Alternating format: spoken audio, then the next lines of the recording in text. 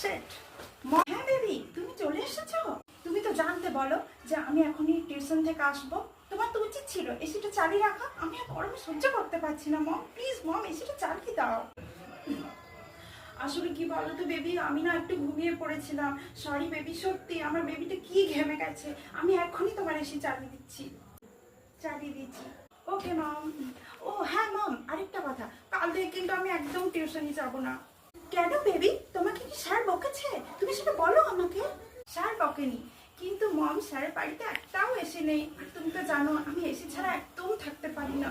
ও সেটাই বলো। যাই হোক, কাল থেকে তোমাকে আর স্যারের বাড়ি গরমে পড়তে যেতে হবে না, বরং স্যারকে আমাদের বাড়িতে ডেকে নেবো, ঠিক আছে? একটু কোল্ড ড্রিঙ্কস আনি বেবি, তুমি কি ঘেমে গেছো আমার সোনা মা। ও আমার সোনা বেবি। ভিডিওটি ভালো লাগলে লাইক এন্ড সাবস্ক্রাইব করে দিও বন্ধুরা।